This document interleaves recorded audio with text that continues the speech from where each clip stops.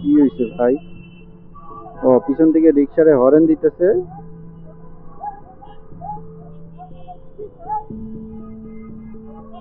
ভাই রে ভাই, কি একটা অবস্থা! দেখেন অবস্থা, দেখছেন বাইক আলাদা রিক্সাওয়ালাদের অবস্থা দেখেন। আসলে এই রিক্সাওয়ালাগুলো খারাপ হয় হচ্ছে যে এই সমস্ত যাত্রীদের কারণে। দেখেন কি অবস্থা। আরে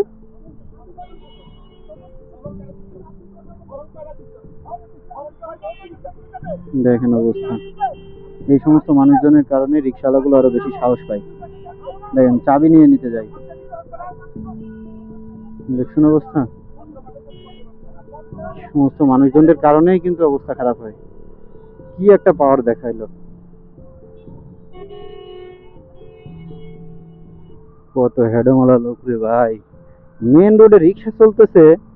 হ্যাঁ, মেন রোডে যে রিক্সা চলতেছে এটা আসলে এই সমস্ত মানুষজনদের কারণে আর কি এই এই সাহসটুকু পায়। হ্যাঁ, দেখেন মোটরসাইকেল আলার চাবি পর্যন্ত কেড়ে নিতে যায়।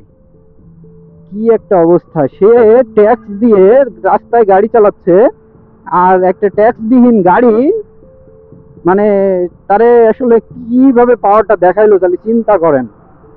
একটা বাইক রাস্তায় নামানোর জন্য আপনার কতগুলো প্রসিডিউর আছে দেখেন। আপনার গাড়ি কিনতেছেন, একটা টাকা বড় অঙ্কের টাকা অ্যামাউন্ট খরচ করে গাড়ি কিনতেছেন, গাড়ি রেজিস্ট্রেশন করতেছেন, একটা বড় অঙ্কের টাকা অ্যামাউন্ট খরচ করেই আপনি গাড়ি রেজিস্ট্রেশন করতেছেন। আবার আপনার শুধুমাত্র যে রেজিস্ট্রেশন করতেছেন এটাই থেমে নয়, আপনার এই গাড়িটা চালানোর জন্য অবশ্যই আপনার ড্রাইভিং লাইসেন্স করা লাগবে। তো ড্রাইভিং লাইসেন্স করছেন, এটাও একটা টাকা খরচ করে আপনি ড্রাইভিং লাইসেন্স করছেন। এতগুলো প্রসিডিউর শেষ করার পর আপনি মেন রাস্তায় আপনি একটা বাইক চালাইতে পারতেছেন। বাট রিক্সার কথা চিন্তা করে দেখেন, তার সে মনে করেন যে আসলো, একটা গাড়ি পাইলো আর চালানো শুরু করে দিল। কোনো অভিজ্ঞতা থাকা লাগবে না, কোনো ড্রাইভিং লাইসেন্স লাগবে না, কোনো রেজিস্ট্রেশন লাগবে না, কোনো কিছুই লাগবে না।